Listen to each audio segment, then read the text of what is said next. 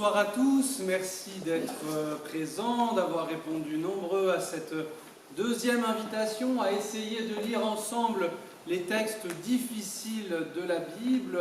Ceux qui étaient là la dernière fois ont déjà un peu vu comment on allait faire pour se prêter à l'exercice. Je suis content de voir des nouveaux visages.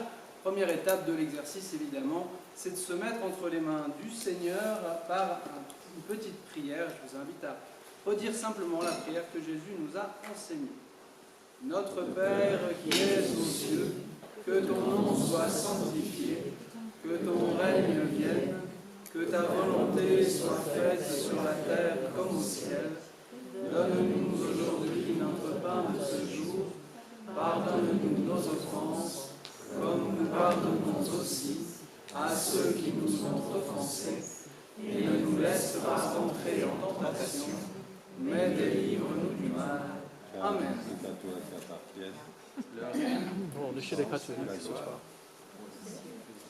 Alors, comme avec le Notre Père, il y a toujours des questions d'interprétation. Alors d'abord, on va prendre un petit moment pour redire ce que j'ai déjà dit la dernière fois, à savoir un petit point méthodologique.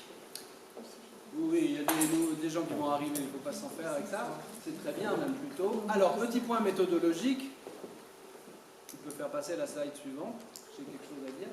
Voilà, donc le but ici, ça va être d'affronter les textes difficiles.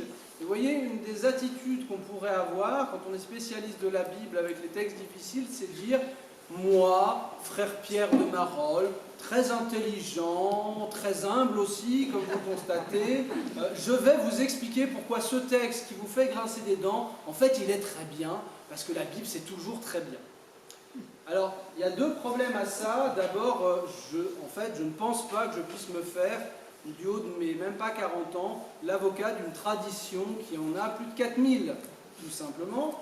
Donc, je n'ai pas à justifier le texte biblique, parce qu'aussi, je pense que ce serait une erreur d'en faire complètement disparaître le côté choquant. La Bible, elle est là aussi pour nous interpeller, et vous allez voir, je crois, avec le texte de ce soir, le sacrifice d'Abraham, que des textes qui ont un caractère a priori choquant, ont aussi une fécondité dans l'histoire de l'interprétation d'autant plus grande, parce que c'était des textes qui, voilà, ne laissaient pas indifférents et qui ont nécessité du travail. De l'autre côté, ce qui est intéressant, c'est de voir que, même si je ne veux pas complètement désarmer le texte biblique, qui a quelque chose à revendiquer de vous, eh bien, il y a eu, à travers l'histoire, d'autres lecteurs que vous qui ont trouvé ces textes illisibles, insupportables, ça les empêchait de dormir. Et donc, il y a eu ce que j'appelle différentes stratégies pour essayer de rendre ce texte au moins lisible, c'est-à-dire qu'on puisse faire face à ce texte, voire même pouvoir le reconnaître parole de Dieu. Donc le but, c'est pas de désarmer le texte, qui doit pouvoir continuer à nous interpeller. Le but, c'est tout de même de pouvoir regarder ce texte comme parole de Dieu. Et donc explorer les différentes stratégies qui sont autant de lecture de gens qui sont, vous allez voir, on va présenter quelques personnes ou quelques traditions qui sont extrêmement riches, puissantes, intelligentes. Ben, c'est rentrer dans la grande famille des lecteurs de la Bible qui, eux aussi, un peu comme Jacob, vous savez, qui un jour combattit un ange, eh bien, se sont pris tout entiers, se sont jetés dans ce combat qui est parfois le travail d'interprétation avec la Bible. Ils en sont sortis un peu boiteux, mais bénis en abondance par le Seigneur. Donc voilà un peu l'aventure que je vous propose. Alors ce soir, on va prendre le texte de l'hospitalité d'Abraham. Pardon, on a déjà vu ça. En parcourant différentes explications, nous devenons capables d'affronter le texte sans pour autant prétendre tout avoir compris. Très bien. Et donc maintenant, ce soir, nous allons affronter le texte de sacrifice d'Abraham. Alors c'est très proche du texte qu'on a vu la dernière fois.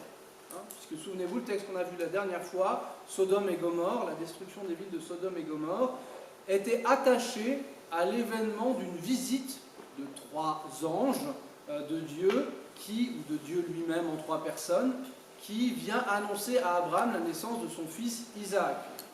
Il va se passer peu de choses finalement entre ces deux récits. On était en Genèse 19, on est en Genèse 22. Le seul élément qui s'ajoute, c'est la circoncision d'Ismaël, l'enfant que Abraham a eu avec la concubine de sa femme, l'égyptienne Agar.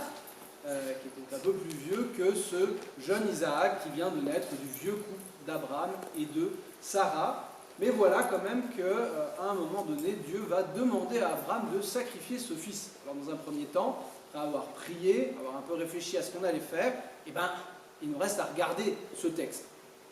Alors allons-y. Au chapitre 22, donc au début du chapitre, après ces événements, Dieu mit Abraham à l'épreuve. Il lui dit « Abraham ». Celui-ci répondit « Me voici ». Dieu dit « Prends ton fils, ton unique, celui que tu aimes, Isaac, va au pays de Moria, et là, tu l'offriras en holocauste sur la montagne que je t'indiquerai. » Abraham se leva de bon matin, sella son âne, prit avec lui 2 de ses serviteurs et son fils Isaac. Il fendit le bois pour l'holocauste et se mit en route vers l'endroit que Dieu lui avait indiqué. Le 3e jour, Abraham, levant les yeux, vit l'endroit de loin. Abraham dit à ses serviteurs, « Restez ici avec l'âne. Moi et le garçon, nous irons jusque là-bas pour adorer. Puis nous reviendrons vers vous. » Abraham prit le bois pour l'holocauste et le chargea sur son fils Isaac. Il prit le feu et le couteau, et tous deux s'en allèrent ensemble. Isaac dit à son père, Abraham, « Mon père, eh bien mon fils. » Isaac reprit, « Voilà le feu et le bois, mais où est l'agneau pour l'holocauste » Abraham répondit, « Dieu saura bien trouver l'agneau pour l'holocauste, mon fils. » Et ils s'en allèrent tous deux ensemble. Ils arrivèrent à l'endroit que Dieu avait indiqué. Abraham y bâtit l'autel et y disposa le bois, puis il lia son fils Isaac et le mit sur l'autel, par-dessus le bois. Abraham étendit la main et saisit le couteau pour immoler son fils, mais l'ange du Seigneur l'appela du haut du ciel et dit « Abraham, Abraham !» Il répondit « Me voici !» L'ange lui dit « Ne porte pas la main sur le garçon, ne lui fais aucun mal. Je sais maintenant que tu crains Dieu. Tu ne m'as pas refusé ton fils, ton unique. » Abraham leva les yeux et vit un bélier retenu par les cornes dans un buisson. Il alla prendre le bélier et l'offrit en holocauste à la place de son fils. Abraham donna à ce lieu le nom de « Le Seigneur voit », et on l'appelle aujourd'hui sur le mont « Le Seigneur est vu ». Du ciel, l'ange du Seigneur appela une seconde fois Abraham et il déclara « Je le jure par moi-même, oracle du Seigneur, parce que tu as fait cela, parce que tu ne m'as pas refusé ton fils, ton unique, je te comblerai de bénédictions. Je rendrai ta descendance aussi nombreuse que les étoiles du ciel et que le sable au bord de la mer, et ta descendance occupera les places fortes de ses ennemis. Puisque tu as écouté ma voix, toutes les nations de la terre s'adresseront l'une à l'autre la bénédiction par le nom de ta descendance. » Voilà, ça c'est le texte du sacrifice d'Abraham, donc c'est les 18 premiers versets du chapitre 22. Alors, on dirait pour une fois ça finit bien, avec Sodome et Gomorrhe, ça finissait mal, les cités étaient détruites, malgré Abraham qui avait marchandé, malgré Lot qui avait essayé de convaincre des habitants de se sauver avec lui, et c'était même de mal en pis parce que si lui avait réussi à se sauver, et ben sa femme, parce qu'elle s'était retournée, elle finit en statut de serf. Ici ça finit bien, certes, le garçon va bien, bon, c'est juste le bélier qui s'en sort pas, mais ça ne nous traumatise généralement pas trop dans ce genre d'histoire. Mais, et vous voyez bien, c'est là que le texte est redoutable, ça finit bien, mais Dieu avait demandé quelque chose de scandaleux. Et ça reste en travers de la gorge. Alors du coup, comment on va gérer le fait que Dieu ait pu demander à Abraham d'avoir sacrifié son fils? Quand bien même il ne l'ait pas fait après, à un moment donné, pourquoi il a joué à ce jeu? Surtout si c'était pour finalement changer au dernier moment. Donc il y a besoin d'une explication et c'est d'autant plus redoutable que ça finit bien parce qu'on dit « ouf, ça a bien fini », mais quand même, pourquoi toute cette expérience traumatisante d'un père qui mène à la mort son fils, d'un fils qui se laisse mener à la mort sans trop comprendre, sans trop savoir, etc. Alors, on aura ce soir 6 stratégies. La dernière fois, je vous en ai présenté 3, j'en avais ajouté une 4e que je n'avais pas développée, mais le sacrifice d'Abraham, c'est un texte qui a eu une richesse d'interprétation complètement folle, et donc ce soir, on aura le droit à 6 stratégies pour lire ce texte. Alors la première, c'était juste un test. Voilà. La première, c'est souvent la plus ras des pâquerettes, mais elle est là. C'est-à-dire, à un moment donné, la justification, c'est Dieu, il fait bien ce qu'il veut, et il y avait un but C'est ça que ça veut dire, cette justification. C'est pas pour rien, c'était pas juste de la cruauté. Il fallait pouvoir montrer la foi d'Abraham. Aller jusque-là pour dire Abraham était capable d'aller jusque-là, mais Dieu lui ira pas jusque-là. Mais Abraham lui était capable de. Donc, il fallait tester le truc. Un peu comme quelqu'un qui dit allez, je te pousse dans le vide. En fait, c'était pas le vide, il y avait juste 2-3 mètres, mais tu as fait preuve de courage. Alors ça, c'est l'interprétation qu'on trouve dans la Bible elle-même. Parce qu'évidemment, l'épisode a été commenté, c'est le livre de la Genèse, il a été commenté dans d'autres livres bibliques, notamment des livres de la sagesse. Alors ça, c'est un livre qu'on trouve que dans les Bibles catholiques, le livre de Ben Sira, c'est pas l'Ecclésiaste, c'est l'Ecclésiastique, qui à un moment donné fait une grande louange de tous ces anciens qui avaient la foi et qui étaient impressionnants. Et donc Abraham a le droit à sa petite part de louange. Abraham fut grand, une multitude de peuples, il est le père. Ça c'est un jeu de mots sur le nom d'Abraham, qui veut dire grand et père en même temps. Personne n'a jamais égalé sa gloire. Il observa la loi du Très-Haut et entra dans son alliance, probablement une référence à la circoncision. Il n'y a pas de loi au sens strict, il n'y a pas encore les 10 commandements donnés à Moïse, qui arriveront que plus tard, mais il y a déjà la loi de la circoncision. Il inscrivit cette alliance dans sa chair, la circoncision, là par contre c'est clair. Jusque dans l'épreuve, il a été trouvé fidèle. Donc voilà, dans la louange d'Abraham, l'épisode du sacrifice est évoqué dans la forme d'une épreuve où Abraham a été fidèle. On ne reporte même plus les éléments de l'épreuve, on garde que le fait qu'il a été éprouvé, on a testé, c'est solide. C'est comme les voitures crash test, voilà, c'est solide Abraham. Bon. Alors on a un autre livre de sagesse qui va un peu plus loin, aussi c'est une spécificité catholique, le livre de la sagesse. Lorsque les nations unanimes dans le mal furent confondues, c'est elle, c'est une louange de la sagesse qui est intervenue à toutes les époques de l'histoire, c'est elle, donc la sagesse, qui reconnut le juste, le garda irréprochable devant Dieu, on ne le nomme pas, mais on va comprendre que c'est Abraham, et assez fort pour surmonter sa tendresse envers son enfant. Donc là, on insiste sur l'événement intérieur. Dans le cœur d'Abraham, Dieu a eu une force en lui, ce dynamisme de la sagesse, cette volonté d'être juste devant Dieu, qui a été jusqu'à surmonter l'affection paternelle, qui est un des sentiments et des attachements les plus forts qu'on puisse imaginer. Vous voyez comment Abraham et son épreuve deviennent l'occasion de dire « Regardez comme c'est grand, comme c'est beau d'être attaché à Dieu, ça peut même être plus fort que ça. » Vous voyez, toute la stratégie là consiste à insister beaucoup sur la fidélité, l'attachement qu'Abraham, la foi qu'Abraham a envers Dieu et qui est si fort que ça. On verra comment, c'est intéressant comment l'interprétation chrétienne reprendra, judéo-chrétienne, c'est la lettre aux Hébreux, c'est un peu entre deux, reprendra cet élément de foi et le fera aller un petit peu plus loin que simplement « Waouh, regardez comme il est doué ». Alors, un autre passage, c'est chrétien cette fois-ci, mais qui insiste aussi sur cet aspect-là, c'est la lettre de Jacques. Et dans cette lettre, vous savez, il y a tout un débat qui se fait, qui est de dire est-ce qu'on peut avoir la foi sans faire des choses qui prouvent qu'on a la foi? C'est la question de la foi et des œuvres. C'est pour ça d'ailleurs que Luther n'aimait pas beaucoup cette lettre, parce qu'elle insiste beaucoup sur le fait qu'il faut prouver par ses œuvres qu'on peut avoir la foi, alors qu'on a l'impression que Saint Paul, surtout dans la lettre aux Romains, lui, il aurait plutôt tendance à dire c'est la foi et pas les œuvres de la loi.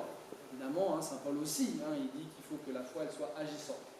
Mais donc dans cette lettre, il y a ce débat-là, et comme avec les lettres de Saint Paul, Abraham va devenir un exemple, sur lequel on va s'appuyer pour faire de la théologie.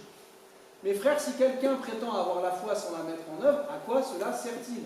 Sa foi peut-elle le sauver? N'est-ce pas par les œuvres qu'Abraham, notre père, est devenu juste, lorsqu'il a présenté son fils Isaac sur l'autel du sacrifice? Tu vois bien que la foi agissait avec ses œuvres, et par les œuvres, la foi devint parfaite.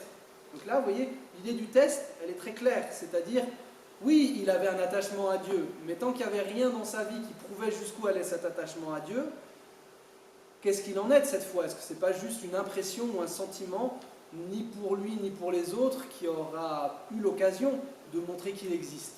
Alors que là, il prend de la réalité. Ainsi fut accomplie la parole de l'Écriture, Abraham eut foi en Dieu, aussi il lui fut accordé d'être juste, et il reçut le nom d'ami de Dieu. Ça, c'est évidemment un épisode qui arrive plus tôt dans la vie d'Abraham. C'est toute la subtilité. C'est-à-dire que Dieu a déjà reconnu sa foi dans le texte de la Genèse. D'ailleurs, Paul s'appuie là-dessus pour dire il a cru et il a été reconnu juste avant la circoncision. Paul ne dit pas avant le sacrifice d'Abraham, mais il y aurait ça aussi. Donc vous verrez, dans d'autres interprétations, on verra que l'enjeu, ce n'est pas forcément que Dieu sache qu'Abraham est fidèle, mais plutôt qu'Abraham puisse manifester cette foi, notamment pour les générations à venir et les nations païennes. Vous voyez bien ici, l'homme devient juste par les œuvres et non seulement par la foi. Vous voyez, là, on a sur cette idée du test. Alors, c'est intéressant, j'ai aussi trouvé dans le livre des Jubilés. Alors, qu'est-ce que c'est que le livre des Jubilés? C'est un texte qui a été écrit en gros entre l'Ancien Testament et le Nouveau Testament.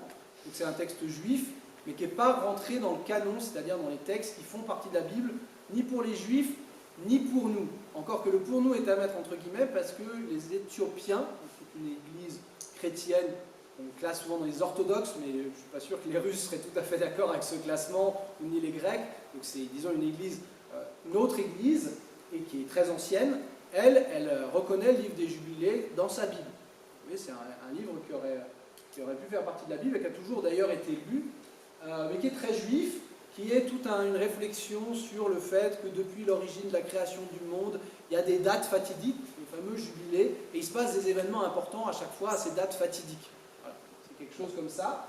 D'ailleurs, c'est très intéressant parce qu'il va re-raconter l'épisode d'Abraham, mais il va rajouter un élément qui n'est pas dans l'épisode du livre de la Genèse. Il va ajouter un autre acteur à côté de Dieu. Et cela arriva la première année de la 7e semaine de ce jubilé, au premier mois, le 12 de ce mois, il y avait des rumeurs au ciel. Oui, je vous le dirai tout à l'heure, mais c'est un ange qui raconte à Moïse en l'occurrence. En lui remettant l'étape de la loi, il lui raconte plein de trucs. Notamment, il lui raconte ce qui se passait au ciel avant qu'Abraham sacrifie son enfant. Donc il y a eu des rumeurs concernant Abraham au ciel, qu'il aimait le Seigneur et qu'il lui était fidèle dans tout ce qu'il lui avait dit, et dans chaque affliction, il lui était resté fidèle. Le prince Mastéma. Alors qui c'est Mastéma? On nous dit ailleurs que c'est un prince parmi les anges. Et Mastéma, ça signifie hostilité. Et ça rappelle quand même très très fortement un autre ange conseiller, entre guillemets, de la cour divine, qui s'appelle l'adversaire, en hébreu le Shatan, le Satan. Donc voilà, c'est pas un texte chrétien, donc on ne va pas tout de suite l'assimiler au diable et à Satan, mais vous allez voir qu'il joue un peu ce rôle-là, cet ange tentateur. Le prince Mastéma vint et dit devant le Seigneur, « Voici qu'Abraham aime son fils Isaac par-dessus tout, et il s'en réjouit. Ordonne-lui de le présenter en holocauste sur l'autel, et tu verras s'il exécutera cet ordre. Et tu sauras, lorsque tu le prouveras, s'il est fidèle dans tout ce que tu lui demandes. » Est-ce que ça vous rappelle quelque chose? Job. Eh oui, évidemment. Le début du livre de Job commence comme ça. Le Shatan, l'ange accusateur, vient à la cour céleste. Dieu lui dit, tu as vu mon serviteur Job, comme il est fidèle, comme il est juste, etc. Et Shatan lui dit, bah oui, il lui est arrivé aucun malheur. C'est facile d'être fidèle au Seigneur quand tout va bien. Donc fais-lui des malheurs. Et puis c'est comme ça que le livre de Job commence. Vous voyez ici que c'est une relecture du sacrifice d'Abraham avec le prisme et la solution, j'ai envie de dire, du livre de Job, à savoir qu'il y aurait à la cour céleste des anges accusateurs qui viendraient titiller le Seigneur sur la fidélité de ses élus. Le Seigneur savait qu'Abraham était fidèle contre toute affliction, car il l'avait éprouvé dans son pays par la famine, parce qu'Abraham a été chassé, a été envoyé par Dieu nomade, il est arrivé au pays de Canaan, et là il y a eu une famine, et donc il a dû descendre en Égypte, etc.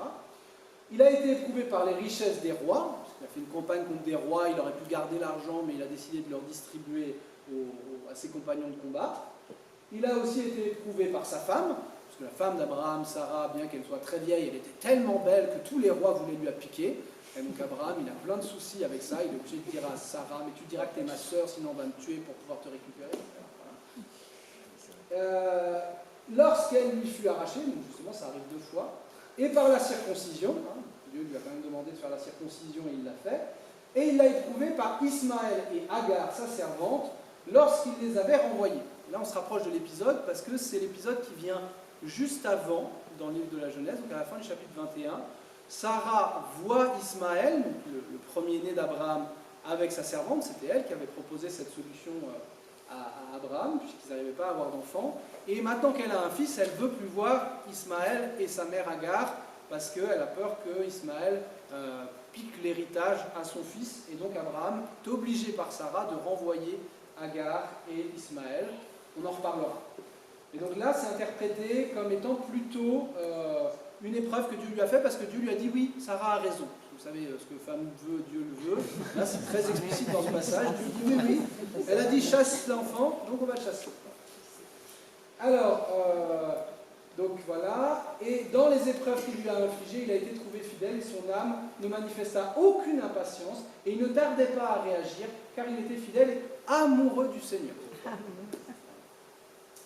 ne sais pas quel est le mot hébreu derrière, mais voilà. Alors, il nous raconte l'histoire à peu près comme dans le livre de la Genèse, avec tout ce jeu de tension, on vous décrit lentement comment les choses se passent, ils mettent 3 jours pour y arriver, ils ne savent pas trop où ils vont, etc. Mais ça suit à peu près le texte de la Genèse.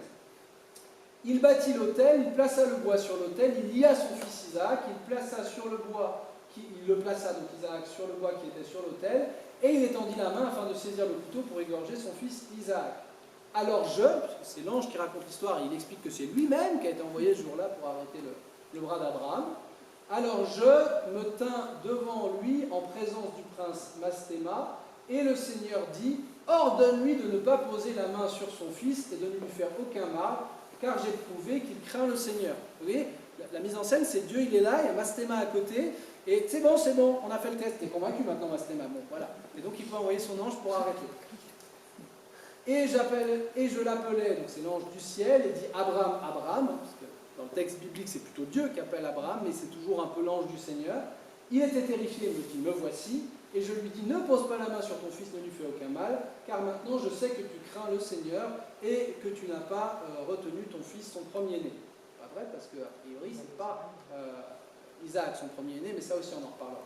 Le prince Mastéma fut couvert de honte et humilié. Abraham leva les yeux et regarda, voilà qu'il y a un brebis, etc.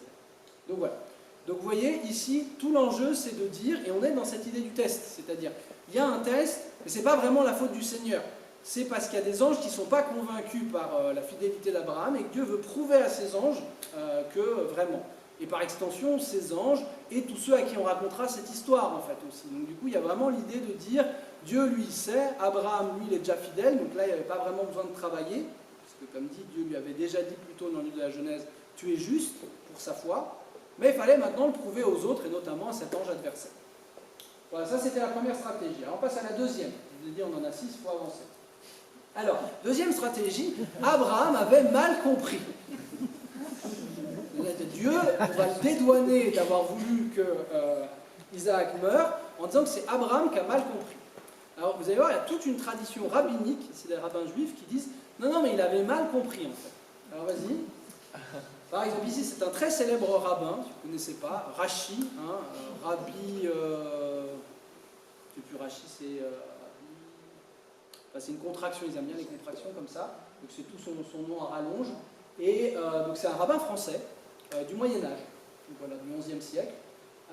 Et donc il fait un commentaire sur toute la Bible, c'est très lu aujourd'hui parmi les Juifs, c'est vraiment un peu comme les pères de l'Église chez nous, c'est quelqu'un d'important, ou Saint Thomas, ou des auteurs comme ça importants du Moyen-Âge. Et donc lui il commente et il dit, et offre-le, puisque Dieu dit, et offre ton fils. Et offre-le, littéralement, fais-le monter. Vous voyez, Rashi, il remarque que le mot hébreu qui est utilisé, c'est pas un mot qui veut dire sacrifie-le, ou égorge-le, ou immole-le, c'est un mot qui veut dire fais-le monter.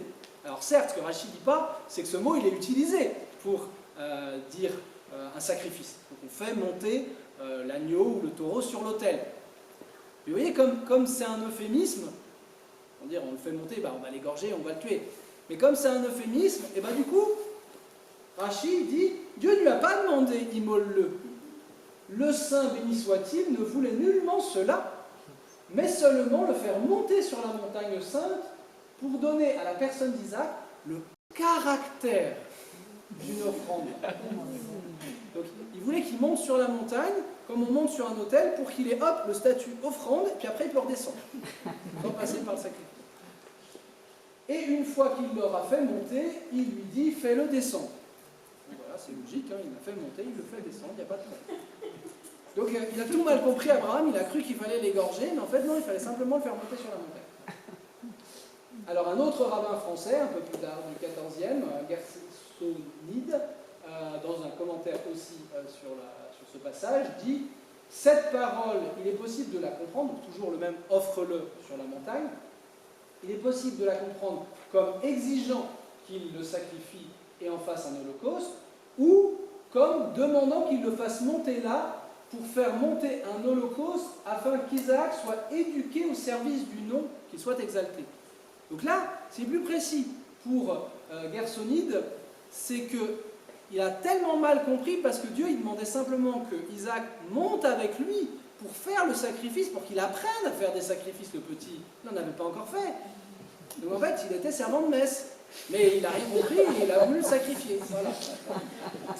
Et le nom, le Seigneur, qu'il soit exalté, le mit à l'épreuve, sera-t-il pénible à ses yeux de faire quoi que ce soit que le nom lui commande, jusqu'à ce que, alors, il comprenne cette parole autrement que ce qu'il avait d'abord compris, à savoir qu'il avait à le faire monter là, un autre holocauste, et non pas sacrifier son fils. Alors, vous voyez, dans les deux passages, quand même, on ne veut pas enlever le côté « oui, mais ça fait un bon test quand même ». Donc on a dédouané Dieu d'avoir dit quelque chose de méchant, mais on laisse quand même le fait qu'il a peut-être laissé l'ambiguïté exprès pour qu'Abraham puisse montrer jusqu'où il pouvait aller. Alors, tout ça, c'est des rabbins du Moyen-Âge, s'appuie sur une tradition plus ancienne. Je vous le présentais parce que c'était plus présenté plus comme ça, mais on va retrouver cette même idée dans quelque chose d'assez ancien, puisque le Midrash Rabbah, ça veut dire le grand Midrash, c'est une tradition interprétative des textes bibliques. Donc, si vous voulez, c'est des rabbins anciens qui expliquent la Bible, et tout ça a été collecté au 5e siècle, mais certaines interprétations peuvent remonter au 2e, 3e siècle, donc c'est aussi vieux que les plus anciens pères de l'Église, certaines de ces interprétations. Donc là, par exemple, vous voyez, Rabbi Aha, on s'appelle comme ça, Rabbi Aha, a dit « Abraham commença à exprimer son étonnement ». Donc là, il est juste au moment où il doit sacrifier, il commande ce passage-là, en disant à Dieu « Ces événements ne sont rien de moins que déconcertants. » Ben oui. « Hier, tu m'as dit, c'est par Isaac que sera appelée ta descendance. » Tu m'as dit hier que c'est par Isaac que j'aurai une descendance aussi nombreuse, etc. Puis tu me dis « Prends ton fils et offre-le. » Et maintenant, tu me dis « N'étends pas la main sur l'enfant. » Moi, je ne comprends rien. Le Saint béni soit-il dit à Abraham « Je ne violerai pas mon alliance et je ne changerai pas la parole de mes lèvres. » Donc ça, c'est le Midrash. On vous met toujours des citations. Quand Dieu parle, c'est des citations, parce que Dieu, il a déjà tout dit d'une certaine manière dans la Bible. Là, c'est une citation du psaume. Puis quand même, il commente « Quand je t'ai dit « Prends ton fils », je ne t'ai pas dit « Tue-le », mais plutôt « Prends-le ». Je t'ai dit cela avec affection. Tu l'as pris, tu l'as accompli, et tu as accompli mes paroles. Maintenant, fais-le descendre. Et alors, c'est intéressant parce que c'est à ça que Rachi fait référence quand il dit « Fais-le descendre ». Dans le texte biblique, il n'y a pas « Fais-le descendre ». On en reparlera tout à l'heure aussi. Alors ça, c'est, vous voyez, des fois on a le nom du rabbi qui a donné l'interprétation, et des fois on n'a pas. Alors ça fait une autre lecture. Alors c'est une sorte de parabole qui colle à côté. C'est vachement intéressant. Parabole d'un roi qui avait demandé à son favori, un serviteur ou un esclave, mais qui était son favori, « Fais monter ton fils sur ma table. » Le favori, le couteau à la main, amena son fils. Le roi lui dit « T'ai-je demandé de le faire monter pour le manger ? Ce n'est que par amour que je t'ai demandé de le faire monter. » Et là, c'est une remarque intéressante. C'est ceux qui expriment, ils ont bâti des hauts lieux, ils ont fait brûler leur fils en holocauste, chose que je n'avais pas commandée ni dite et qui ne m'était jamais montée au cœur. C'est une référence au livre de Jérémie, et on y revient parce que c'est la stratégie suivante. Ce qui fait allusion à Isaac.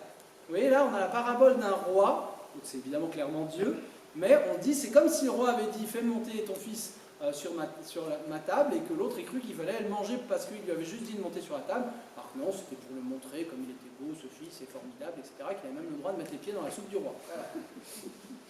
Et du coup, sur l'ambiguïté, il a mal compris et il voulait offrir en sacrifice. Il fait une petite référence à des sacrifices humains dont Dieu dirait « J'ai pas demandé ça ». On va y revenir. Mais d'abord, continuons un peu sur ce « il a mal compris », parce que j'ai trouvé un passage de Kant, le philosophe célèbre, qui, alors très, très typique de la modernité, pour lui, en fait, on ne peut pas entendre Dieu. Donc, de toute façon, Abraham a entendu des voix dans sa tête, Et il aurait dû faire le tri entre les voix dans sa tête, les choses que Dieu pouvait demander et les choses qui sont contre la raison, et donc Dieu ne pouvait pas le demander. Dieu parle. Il est absolument impossible que l'homme doive saisir l'infini par ses sens, le distinguer des êtres sensibles et le reconnaître à ça. En fait, si Dieu, qui est immatériel et infini, se manifeste à un être humain, ben, l'être humain, il n'aura que des manifestations finies, sensibles, soit auditives, soit psychologiques. Et donc, ça sera toujours une mauvaise connexion à Dieu qui est plus grand que ça. Mais il peut bien, dans certains cas, se convaincre que la voix qu'il croit entendre ne peut pas être celle de Dieu. Donc, quand il dit « Oui, oui, mais même quand tu crois que c'est Dieu qui te parle, tu devrais pouvoir réfléchir et te rendre compte que c'est toi qui penses. Car si cette voix lui commande, car si ce que cette voix lui commande est contraire à la loi morale, aussi majestueux et transcendant de toute la nature que le phénomène puisse lui apparaître, il faut pourtant le considérer comme une illusion. » Note de bas de page, pour servir d'exemple, le mythe du sacrifice que sur l'ordre divin Abraham voulait faire en immolant et en brûlant son fils unique, petite parenthèse piétiste de Kant, ignorant le pauvre enfant, apporta même le bois pour faire cela. Quand même, on est Kant, mais on sait avoir un peu de sensibilité. Abraham aurait dû répondre à cette prétendue voix divine. Il est tout à fait certain que je ne dois pas tuer mon enfant bien-aimé, mais je ne suis pas certain que toi qui m'apparais, tu sois Dieu, ni ne saurais non plus le devenir, quand bien même cette voix détonnerait en descendant du ciel. Pour Kant, si c'est contraire à ma raison, ça ne peut pas être Dieu. Et ça va assez loin, mais on se reconnaît assez bien, nous modernes, dans ce genre d'idées. Et ça pose aussi la question, et que vous verrez, on a une tradition ancienne qui pose cette question, pas que Kant qui a inventé ça, est-ce qu'Abraham a vraiment bien saisi ce que Dieu voulait, et sous quel mode, et est-ce que ce mode n'était pas questionnable? Bon, alors avec ça on finit la stratégie B, on attaque la stratégie C. Vous arrivez à me suivre? Oui. Alors, c'était contre les sacrifices humains. Alors là, vous allez voir, c'est peut-être ce qui vous étonnera le plus, et pourtant c'est ce qui est le plus impressionnant. Moi je savais déjà un peu, mais la moisson est très très riche. Et c'est d'abord une moisson biblique. Alors on l'a évoqué tout à l'heure, on a cet oracle du prophète Jérémie au chapitre 7. Oui, oracle du Seigneur, les fils de Juda ont fait ce qui est mal à mes yeux. Dans la maison, ils ont mis un M majuscule parce que probablement que ça veut dire le temple, sur laquelle mon nom est invoqué, ils ont installé leurs horreurs pour la souiller. Donc ils ont fait des cultes païens à d'autres dieux qu'à Dieu dans ma maison. Bon, ça jusque-là c'est classique. Mais ils ont édifié les lieux sacrés du Tophel au Val de la Géhenne. Le mot Géhenne, ça vous dit un peu quelque chose, ne vous en faites pas, on y revient, pour consumer par le feu leurs fils et leurs filles. Cela, je ne l'avais pas ordonné, cela ne m'était même pas venu à l'esprit. Qu'est-ce que vous avez été chercher? Alors, on continue. Dans le livre du Lévitique, qui est le livre de la loi, on nous parle même explicitement de cette pratique qui est évidemment interdite 3 fois dans le livre du Lévitique et plein d'autres fois dans d'autres livres comme le Deutéronome, etc. Tu ne livreras pas quelqu'un de ta progéniture pour le faire passer à Molech. Ainsi, tu ne profaneras pas le nom de ton Dieu, je suis le Seigneur. C'est le refrain du livre du Lévitique, hein. Je suis Seigneur, fais pas n'importe quoi. Ça vaudra la peine qu'on en parle. La prochaine fois, on est dans le livre du Lévitique avec la lapidation des adultères, ça tombe bien. On va s'amuser. Bon. Mais restons sur Molech. Molech ou Moloch, hein, Moloch parfois, enfin, vous savez que dans la Bible hébraïque, il n'y a pas les voyelles, donc c'est M, L, C, H, K, voilà. Et donc on ne sait pas si c'est Moloch, Molech, etc. Et d'ailleurs c'est intéressant parce que ça pourrait aussi être Malek. Alors, ça ne fait pas beaucoup de différence, mais ça fait une grande différence parce que Malek, ça veut dire quelque chose. En hébreu, ça veut dire le roi. Donc de même que le grand ennemi de Dieu, c'est souvent le dieu Baal, vous avez déjà entendu parler de Baal, parfois on disait Bel, pareil, on ne sait pas quelle voyelle c'est. Bel, ça veut juste dire Seigneur. Et même à une époque, dans les peuples sémites, c'était comme ça qu'une femme s'adressait à son mari. C'était « Oh mon Baal ». Je ne sais pas si c'est très affectueux, mais en tout cas, voilà. Et donc Molech, c'est pareil, on ne sait pas bien si ce n'est pas une façon un peu générique de parler d'un dieu suprême, d'un dieu roi, à qui on sacrifierait des enfants. Et du coup, c'est vachement intéressant d'entendre Dieu lui-même, par Jérémie, dire « j'ai pas demandé ça ». Parce que ça sous-entend que ce Molech, visiblement, il y a une petite confusion entre le Dieu d'Israël et Molech. Il ne serait pas impossible que ce passage veuille dire qu'à une époque, il y a des gens qui sacrifiaient à notre Dieu, au Dieu d'Israël, des enfants en disant « Molech, notre roi, Malek, veut ça ». Et Dieu est obligé d'envoyer Jérémie pour dire « Ah, stop, qu'est-ce que c'est que ça ?» Ça commence à vous rappeler une histoire dont on s'intéresse ce soir. Bon. Alors, continuons. Oui, continuons. Alors, c'est intéressant. Pourquoi? Parce que ça nous fait deux lieux, si vous vous souvenez bien. Il y a la Moria et il y a le Tophel au Val de Géhenne. Ben, ces deux lieux, c'est le même. En tout cas, c'est très proche. Ça s'appelle aujourd'hui Jérusalem. Eh oui, parce qu'au livre des Chroniques, on vous dit clairement que Salomon commença à bâtir la maison du Seigneur sur le mont Moria. Donc là où Abraham avait fait ce sacrifice qui n'a pas eu lieu de son fils. Et d'ailleurs, il y a des textes juifs anciens qui vous disent que c'est aussi là où Adam a bâti un autel. On ne raconte jamais dans la Bible qu'Adam a bâti un autel, mais ça n'arrête pas la tradition juive. Et que Noé, cet autel qui avait été détruit, il a reconstruit après le déluge. Oui, c'est le centre de la terre, hein, cet endroit-là.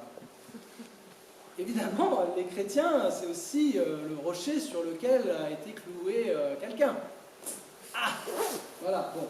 Donc vous voyez ici, ça c'est la carte qu'on trouve au musée d'Israël. Une énorme carte, si vous allez en Terre Sainte, il faut vraiment aller voir cette carte. Et qui représente Jérusalem, en gros, avant la destruction du temple, c'est-à-dire à l'époque de Jésus, globalement. Et vous voyez là l'esplanade du temple, avec le temple encore construit. C'est une reconstitution, hein, on n'a pas d'image, on ne sait pas exactement comment c'était, mais on a des descriptions quand même, par exemple dans le livre d'Ézéchiel, qui vous avez la ville de Jérusalem, qui n'est pas tout à fait la ville de l'époque de David, elle s'est étendue. Et en fait, ce que vous ne voyez pas ici, donc ça, l'esplanade du temple, ce serait le mont Moria. Et ce que vous ne voyez pas ici, c'est que là, il y a deux vallées autour de ce mont. Celle-là, celle qui est derrière, vous la connaissez, parce que de l'autre côté, c'est le mont des Oliviers. Et donc vous savez que Jésus, il est descendu du jardin des Oliviers, il est monté au jardin des Oliviers en descendant de Jérusalem, en passant le torrent du Cédron. Donc c'est la vallée du Cédron. Mais de l'autre côté, comment s'appelle la vallée? La Géhenne. C'est elle. Donc où est-ce qu'ils faisaient des autels à Molech pour brûler des enfants? Là. Et où est-ce qu'Abraham a voulu sacrifier son fils? Là. Une flèche. Voilà. Donc c'est intéressant, vous voyez, visiblement dans la géographie sacrée, au temple de Jérusalem, question de sacrifice d'enfants, c'est pas anodin en fait. Il y a une convergence de choses. Alors on va continuer un peu avec ça, et on va voir un... Ah oui, donc je voulais vous montrer une image. C'est une des plus vieilles, oui, une des plus vieilles images qu'on ait, je vais vous montrer quelques images quand même, une des plus vieilles images qu'on ait du sacrifice d'Abraham. On a retrouvé donc en Syrie une synagogue ancienne avec des peintures représentatives. Ce qui est étonnant parce que vous savez que normalement le judaïsme ne représente pas, et donc dans cette branche du judaïsme ça ne les a pas gênés visiblement, il y a des dessins partout, hein, comme dans les églises de la même époque. Et donc là vous avez la niche où on mettait la Torah, c'est leur tabernacle à eux, donc c'est l'endroit le plus saint de la synagogue, et au-dessus qu'est-ce que vous avez? Une représentation du chandelier à cette branche et du temple, donc évocation du mont du temple, et à côté, Abraham avec son couteau de dos, Isaac qui est sur le tas de bois, le bélier qui a les cornes dans le buisson, et la main de Dieu. Et c'est une des plus anciennes représentations de la main de Dieu. On en verra chez les chrétiens aussi de temps en temps, qui arrête Abraham. Il dit stop. Nous on ferait plutôt comme ça. Et là on ne sait pas très bien. Alors, est-ce que c'est de nouveau Isaac devant une montagne, ou est-ce que c'est Sarah qui pendant ce temps-là est devant sa tente? Enfin, ça, on ne sait pas trop. Tout le monde est plus ou moins de dos, ce qui est quand même très bizarre. Peut-être justement parce qu'ils n'ont pas le droit de représenter les visages humains. Donc une manière de faire. Voilà. Donc vous voyez, là aussi, assimilation entre le sacrifice d'Abraham et le mont du temple. Visuellement. Vous voyez, on était sur des traditions qui avaient été rassemblées au 5e siècle. Là, on est en train de remonter au 3e siècle avec cette image. Ça veut dire que c'est des interprétations qui sont vraiment là depuis longtemps, qui étaient sans doute même déjà là à l'époque du Christ. On avance. Alors, j'aime beaucoup ce passage parce que c'est un des passages dans les prophètes qui explore le cœur humain et qui nous ouvre clairement la possibilité psychologique pour quelqu'un de se dire « mais en fait, il faudrait que je sacrifie mon fils ». Parce qu'il nous paraît un peu horrible, mais c'est intéressant de le formuler comme ça. Donc, le prophète Michée, qui est un des plus anciens prophètes écrivains, il est aussi ancien que Isaïe, parce qu'évidemment, il y a des prophètes plus anciens, Nathan, Élie, etc., mais eux, ils n'ont pas laissé de texte, par des trucs insérés dans les livres historiques. Le plus ancien prophète à faire un livre avec Isaïe, c'est Michée et Amos. Et donc Michée fait parler le peuple. Comment dois-je me présenter devant le Seigneur, demande le peuple. Comment m'incliner devant le Très-Haut? Dois-je me présenter avec des jeunes taureaux pour les offrir en holocauste? Prendra-t-il plaisir à recevoir des milliers de béliers et de voir des flots d'huile répandus sur son autel? Donnerai-je mon fils aîné pour prix de ma révolte, le fruit de mes entrailles pour mon propre péché? C'est impressionnant, hein, cette envolée. Hein. Vraiment, cette espèce de dire, comment se réconcilier à Dieu qui m'a tout donné et que j'ai si gravement offensé? Alors je vais venir offrir des sacrifices, mais c'est pas grand-chose, j'ai un troupeau très nombreux, alors j'amène des milliers de taureaux, et puis en fait c'est pas assez, parce que c'est ma vie humaine qu'il a racheté, je vais carrément donner mon fils. Vous voyez cet élan, c'est fascinant hein, d'avoir ça dans la Bible, et c'est magnifique, hein. Vous connaissez peut-être cette réponse, hein. Le prophète répond, « Homme, on t'a fait connaître ce qui est bien, ce que le Seigneur réclame de toi, rien d'autre que de respecter le droit, aimer la fidélité et t'appliquer à marcher avec ton Dieu. » Puissance. Il y a une petite sœur à Fribourg qui s'occupait des pauvres et qui avait fait un peu ça toute sa vie et on lui avait demandé dans un témoignage quel était son passage biblique préféré. Elle avait cité par cœur « Homme, tu sais ce qu'on a demandé de toi, simplement. » Voilà, mais ça nous fait explorer donc la question et on se retrouve de nouveau dans cette disposition. En fait, Dieu a besoin d'arrêter l'élan religieux des hommes de son peuple qui veulent offrir leurs enfants en sacrifice. Alors vous direz, mais quelle idée stupide. Mais en fait, c'est une idée assez commune. Mais oui, passons. Dans l'Antiquité, c'était une chose assez commune.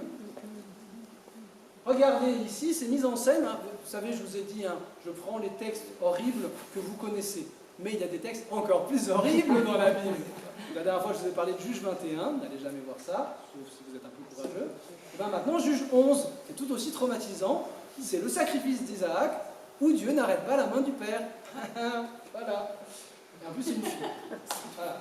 Alors, Jephthé, c'est un des héros du livre des Juges, il avait fait un vœu au Seigneur, si tu me livres les fils d'Amon entre mes mains, la première personne qui sortira de ma maison, alors il dit le premier être vivant, qui sortira de ma maison pour venir à ma rencontre quand je serai victorieux, appartiendra au Seigneur, je l'offrirai en holocauste. Jephthé passa chez les fils d'Amon pour les attaquer, et le Seigneur les livra entre ses mains. Voilà, on explique un peu la bataille. Alors Jephthé revient à Mispa, chez lui donc.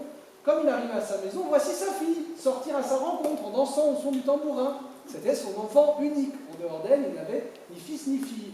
Dès qu'il l'aperçut, il déchira ses vêtements et s'écria « Hélas, ma fille, tu m'accables.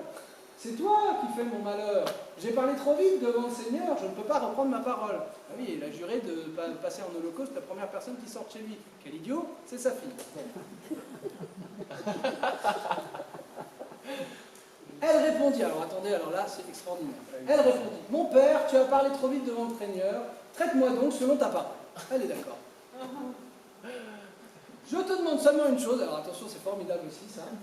Laisse-moi un répit de 2 mois, j'irai dans les montagnes pour pleurer ma virginité avec mes amis. Donc on va aller faire le deuil hein, avec les copines dans la montagne, parce que je ne serai jamais marié, que j'aurai jamais d'enfant, donc c'est quand même triste et on va faire ça entre amis. C'est formidable. Je suis pas une faire de commentaires. Les 2 mois écoulés, elle revint vers son père et il accomplit à son égard le vœu qu'il avait prononcé. Vous voyez que la Bible n'ose pas dire ce qu'il fait. A priori, c'est clair, il l'offre en holocauste. On va dire, mais quelle horreur! Et là, vous devriez tous vous dire, ah ben oui, un père qui offre sa fille en sacrifice pour réussir à gagner une guerre, évidemment, c'est le mythe d'Iphigénie. Qui ne connaît pas Iphigénie? Vous savez qu'il y a eu la guerre de Troie. Ce que vous ne savez pas, c'est que toute l'armée des Grecs qui vient casser les dents aux Troyens, ils n'arrivaient pas à arriver parce qu'il n'y avait pas de vent. C'est embêtant parce qu'il fallait traverser la mer pour arriver sur les côtes de Turquie. Et du coup, ils avaient une révélation de l'oracle de Delphes, je crois, mais je ne suis pas sûr, en tout cas d'un prophète ou d'une prophétesse, pour dire qu'il fallait que le chef des rois de Grèce, Agamemnon, sacrifie sa fille en holocauste pour qu'il y ait du vent. Et voilà. Et du coup, il le fait. Voilà. Et du coup, ils arrivent à faire la guerre à Troie, ce qui était quand même une bonne œuvre. Ah, vous allez voir, je rigole, mais parce que de fait, je ne suis pas le premier à le penser, et c'était depuis longtemps. Mais c'est intéressant parce que vous voyez, cette idée de fils et de filles sacrifiés par des rois, en fait, c'est très classique. Et dans la Bible, on a même des méchants rois qui le font explicitement. Je ne vous ai pas mis tous les passages parce qu'il y aurait tout un truc. Et dans le livre des rois, on voit des rois du royaume du Nord, du royaume de Samarie, offrir leurs fils parce qu'il y avait une prophétie qui disait qu'à tel endroit, on ne pouvait pas fonder une cité, sauf en sacrifiant son enfant, un de ses enfants. Et donc, ils égorgeaient leur enfant. Et donc, visiblement, alors, c'est probablement quelque chose qui a été exagéré par la légende, mais visiblement, ce sont des choses qui sont arrivées. Dans l'Antiquité, ça arrivait dans des cas très très graves, qu'on se dise un sacrifice de bœuf et de taureau, ça ne suffit pas, il faut sacrifier un être humain, et du coup, le roi doit sacrifier son fils.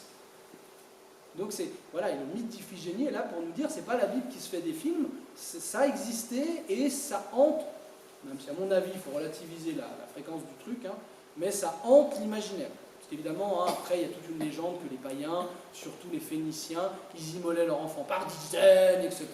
Bon, faut pas exagérer, c'est un peu comme la prostitution sacrée, c'est des auteurs juifs et chrétiens qui parfois grossissent le trait des mœurs païennes religieuses pour dire, regardez comme leur religion était affreuse. Pas si simple, mais voilà, c'est quand même pas complètement absurde. Et d'ailleurs, une autre preuve de ça, diapo suivante, un auteur juif très important parce qu'il a carrément vécu à l'époque du Christ, sans le connaître, puisqu'il vivait à Alexandrie, pas très loin, mais pas tout à fait à côté non plus, c'est Philon d'Alexandrie, donc un grand philosophe, et lui, donc, il réfléchit sur la Bible comme philosophe, et il fait des lectures allégoriques, psychologiques, ce qui était la dernière fois, on en a vu. Et ce qui est très intéressant, c'est qu'ici, il parle du sacrifice d'Abraham, il est plutôt dans la logique exaltation de la foi d'Abraham, et il a une réflexion sur ceux qui trouvent qu'Abraham, il n'a pas eu de courage parce qu'il n'a pas sacrifié son fils jusqu'au bout. Mais les critiques querelleurs, qui interprètent tout de travers et qui ont pour habitude de préférer la censure à la louange, ne trouvent pas l'action d'Abraham, le sacrifice, grande et merveilleuse, comme nous le supposons.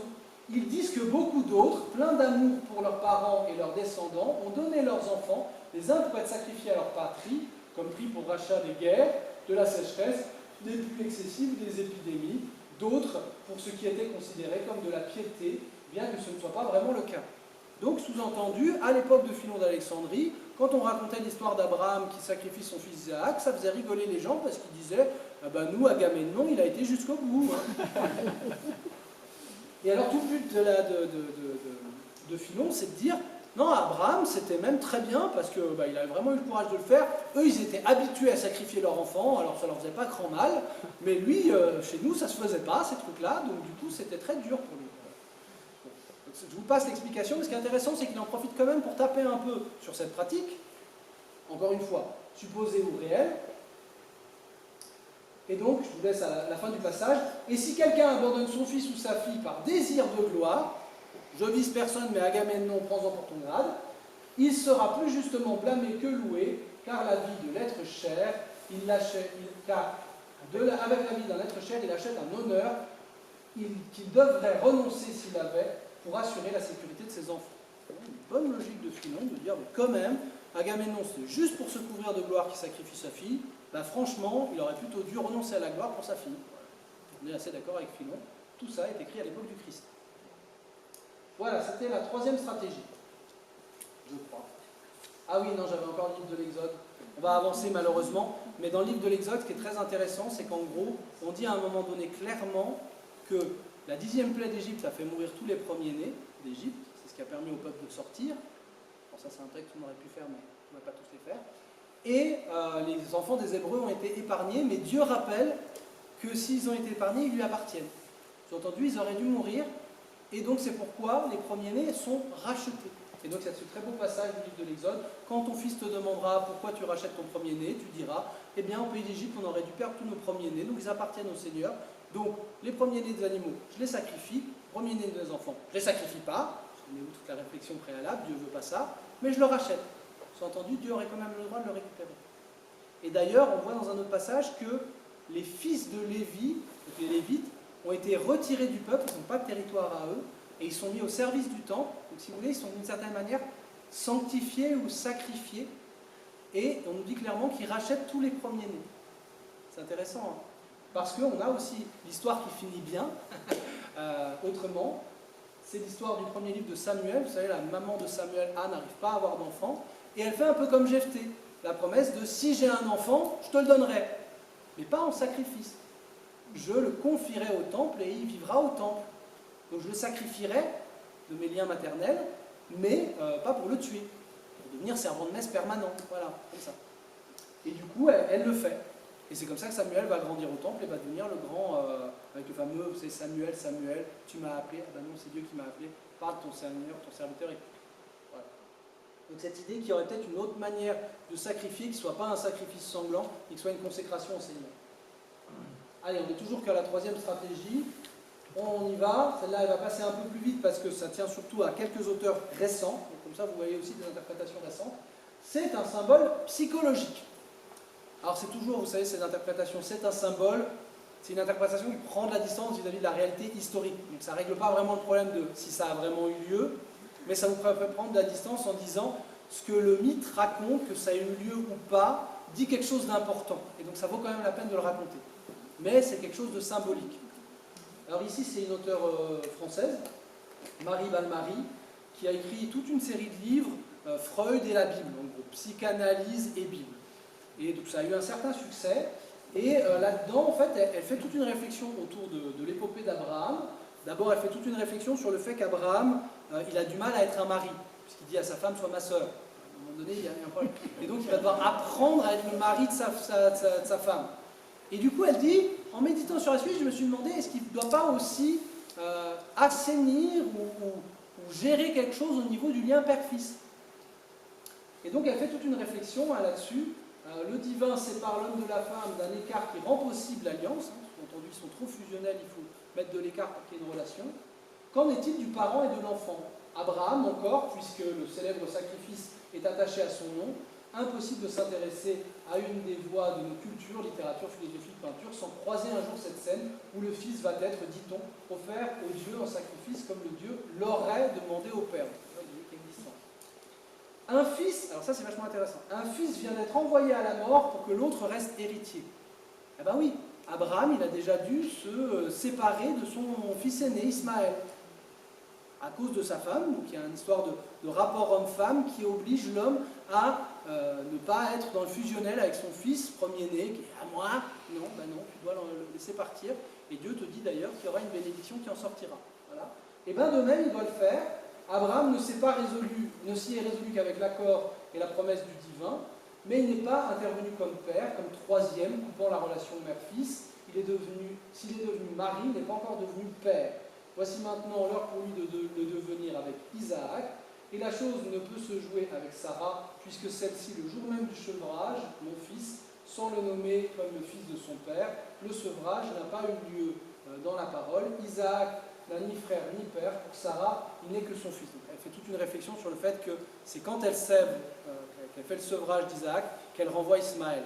Donc elle voit tout un lien de la mère qui a déjà coupé le cordon à cause du sevrage, mais du coup le père il doit encore faire l'exercice. Dieu n'a pas dit immole, donc elle reprend la tradition de Rachi. Dieu n'a pas dit immole, elle le sait d'ailleurs.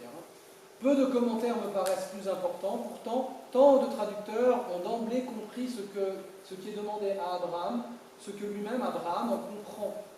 Or, beaucoup se décident dans ce lieu du texte. Si Dieu demande l'immolation d'Isaac, toute l'histoire de mise à l'épreuve extrême et quasi absurde de la foi d'Abraham est de soumission. En gros, c'est que ça. Mais, si Dieu n'a pas demandé l'immolation, et qu'Abraham lui, l'ait tout d'abord cru, alors nous sommes dans le dévoilement de l'imaginaire d'Abraham et la transformation de sa foi. Et là, Balmary, sans le savoir, elle reprend un peu toute cette question du père qui veut sacrifier le premier-né de ses fils pour plaire à Dieu. Donc, une espèce de projection de ce que Dieu voudrait. Alors elle, évidemment, elle l'applique au fait que le père il est fusionné avec son fils. Le divin veut guérir Abraham de toute idolâtrie. Il se laisse d'abord prendre pour l'idole, puisque Elohim, ça veut dire les dieux, puis il se révèle comme autre, ça s'appelle autrement, c'est le Seigneur, celui qui ne souhaite pas qu'Isaac soit tué pour lui. Abraham a donné selon ce qu'il savait du don, il pensait que Dieu était une sorte d'idole et qu'il fallait lui offrir des enfants. Le divin, grand thérapeute, se laisse prêter les sentiments d'Abraham. C'est lui qui est fusionnel et possessif avec son fils, mais Dieu fait comme s'il était fusionnel et possessif avec ce fils aussi. à partir d'eux seulement, la transformation est possible. Donc, Abraham, c'est très psychologique, hein, se retrouve avec un miroir de lui-même dans ce Dieu qu'il imagine comme un père possessif. Yahvé se révèle comme une non-idole, non-Moloch. Hein, il lui dit non, je ne suis pas ce genre de père qui bouffe son fils. C'est d'abord dans le langage que le sacrifice a lieu, l'enveloppe verbale autour d'Isaac détruite. Abraham a donné son fils, mais le divin ne le prend pas, il ne le fait pas sien. Isaac n'est plus possédé, Isaac est libéré. Voilà, c'est la lecture de Balmary. On trouve des lectures chez les féministes contemporaines dans le monde anglophone, par exemple par la professeure Phyllis Tribb, qui dans son livre Genèse 22, le sacrifice de Sarah, une lecture féministe, reprend cette lecture en disant que les deux parents avaient besoin de se déposséder de leur enfant. Et du coup, ces lectures-là, souvent, font une lecture très narrative du texte, elles prennent le détail des rebondissements du texte et font remarquer qu'effectivement, on avait beaucoup insisté que le père et le fils montaient ensemble, c'était fusionnel. Et après, on ne parle plus que d'Abraham qui repart. On sous-entend qu'Isaac repart avec lui, mais ce n'est pas dit. Donc, sous-entendu, Isaac, il a pu aussi partir et faire sa route. Et d'ailleurs, il y a une tradition dans le livre des Jubilés qui dit qu'après son sacrifice qui n'a pas eu lieu, il est parti faire 3 ans d'école au ciel, avec je ne sais plus qui, Enoch ou quelque chose comme ça, son école, hein. Puis après il était revenu. C'est intéressant, les traditions anciennes ont ce genre d'idée aussi. Voilà. Allez, on arrive aux 2 dernières stratégies. Alors là, c'est la plus étonnante, et c'est une stratégie de nouveau juive, c'est la grande interprétation juive. Le sacrifice d'Isaac était un sacrifice volontaire. Ah oui. Alors peut-être que certains connaissaient déjà, d'autres ne l'avaient pas vu venir, mais vous allez voir, c'est impressionnant. Allons-y. Alors de nouveau, on est avec le Midrash, qu'on avait vu tout à l'heure sur la question d'Abraham, a mal compris, mais si on lit tout le Midrash, en fait, le Midrash insiste beaucoup plus sur le fait que Isaac, il était au courant. Et tout ça commence par une dispute avec Ismaël. Donc Ismaël et Isaac se bagarrent. Donc Ismaël dit « Je suis plus aimé que toi, car j'ai été circoncis à l'âge de 13 ans, moi. Mais toi, tu as été circoncis quand tu étais petit, alors qu'il t'était impossible de protester. T'as entendu, moi ça m'a fait mal, et j'étais volontaire, et tout ça. Toi ça t'a fait mal, mais tu étais bébé, tu te souviens même pas, voilà, aucun mérite. Isaac lui dit, tout ce que tu as donné au saint, béni soit-il, équivaut à 3 gouttes de sang. Il n'y a pas grand-chose qui va te vanter pour ça. Moi j'ai 37 ans maintenant. Ah tiens, Isaac n'est pas un enfant. 37 ans. Maintenant, et s'il me demandait d'être égorgé, je ne le refuserais pas. Le saint béni soit-il lui dit aussitôt, l'heure est venue, et après cela, il mit Abraham à l'épreuve. Ah non, c'est Isaac qui a tenté Dieu. Il dit, ah moi je peux. Oui. C'est marrant parce que Jésus il est mort à 37 ans s'il est bien né en 24 et pas à 33 ans. On est sur les traditions après. Il le révèle. Donc Rabbi Yitzhak, je dis bien Yitzhak, ouais, dit, toujours le Midrash, hein, c'est le Rabbi qui parle, quand Abraham chercha à lier son fils, donc là vous voyez on était au début quand Dieu lui demande de sacrifier son fils, ou juste avant, pourquoi Dieu demande de sacrifier son fils, parce que ça finit à Abraham à l'épreuve, et là c'est le moment où Abraham va sacrifier son fils, donc quand il le met sur l'autel. Et là le Midrash fait un commentaire, quand Abraham chercha à lier son fils Isaac lui dit, Père, je suis un jeune homme et je crains que mon corps ne tremble à cause de la peur du couteau. Je te ferai souffrir, ou peut-être que le massacre sera rendu impur et que ce sera compté pour toi comme une offrande non valable. Donc attache-moi bien. Tu te rends compte, si je me cogne et que tu me coupes mal, etc., ce ne sera pas un bon sacrifice, donc attache-moi bien. C'est vachement intéressant, dans le judaïsme, on ne parle pas du sacrifice d'Abraham, on parle de la ligature d'Isaac. On insiste sur ce attachement. Dans le texte de la Genèse, c'est il lia son fils. Mais eux, ils l'interprètent comme un attachement, et c'est ce qu'on appelle l'akeda, l'attachement, la ligature, le fait d'attacher. Sur ce, il lia son fils, donc là il prend le texte, est-il possible de lier un homme de 37 ans sans son consentement? Fait remarquer le rabbin. Intéressant, hein. Dès qu'on enlève le fait que c'est un enfant, effectivement, ça se pose comme question. Voilà. Alors, on trouve dans une interprétation qui est un peu plus tardive, c'est le Targum. Le Targum, c'est, on prend le texte juif et on le traduit en araméen, mais c'est une traduction à peu près, et du coup, il y a plein d'interprétations qui se mélangent. Si vous voulez, c'est une traduction romancée. On aura ça pour les Bibles chrétiennes aussi, mais ça, c'est assez ancien parce que probablement que les reformulations, elles sont faites dans les premiers siècles de notre ère. En tout cas, les compilations, on est sûr qu'elles sont réunies vers le 7e, 8e siècle. Abraham étendit la main et prit le couteau pour égorger Isaac. Isaac répondit à Abraham, son père, « Mon père, lie-moi bien mes mains, de peur qu'à l'heure de ma détresse je tremble et ne te trouble, et que ton offrande soit trouvée profanée, et que je ne sois jeté dans la fosse de destruction dans le monde à venir. » Donc, vous voyez là, intéressant, c'est pas pour Abraham que Isaac veut que le sacrifice soit ciel. C'est quand même un problème. Les yeux d'Abraham se posèrent sur les yeux d'Isaac, mais les yeux d'Isaac se posèrent sur les anges en haut. C'est beau. Hein. Abraham, il est là en train de sacrifier son fils, mais son fils, du coup, il voit que les anges arrivent pour arrêter Abraham. C'est extraordinaire.